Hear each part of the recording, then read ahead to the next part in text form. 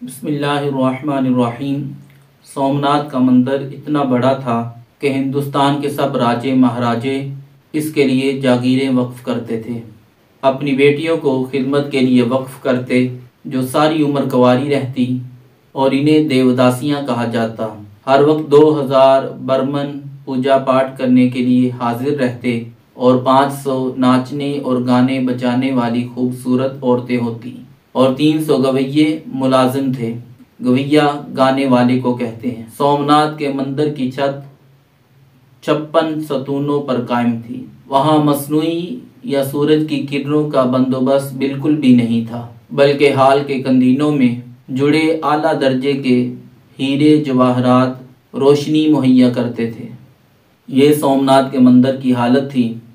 अल्लाह के शेर हज़रत सुल्तान महमूद गजनवी बुत शिकन सोने और चांदी के छोटे छोटे बुतों को रौंदने के बाद बड़े बुत सोमनाथ के सामने जा खड़े हुए। ये बुत कुल 15 फुट का था, 6 फुट जमीन के अंदर और 9 फुट जमीन से बुलंद था। इसी दौरान शहर के मुअज़्ज़ज़ समझे जाने वाले हिंदुओं ने मुंह मांगी मालो दौलत की पेशकश की कि सोमनाथ के बड़े बुत को कुछ ना कहा जाए। सुल्तान महमूद गजनवी के देसी दानश्वरों ने भी यही मशवरा दिया। कहने लगे, बुत को तोड़ने का क्या फायदा, जबकि मालो दौलत मुसलमानों के काम आएगा।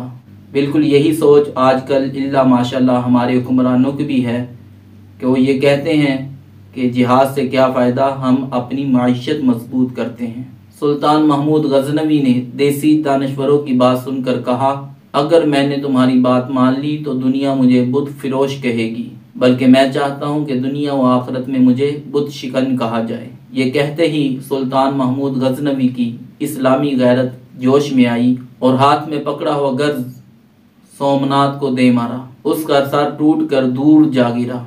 फिर सुल्तान के हुक्म से उसके 2 टुकड़े किए गए तो उसके पेट से इस कदर बेशबहा कीमती हीरे जवाहरात और मोती निकले जो मुअज़्ज़िज़ीन हिंदुओं और राजों की पेश करदा कीमत से 100 गुना ज़्यादा थे।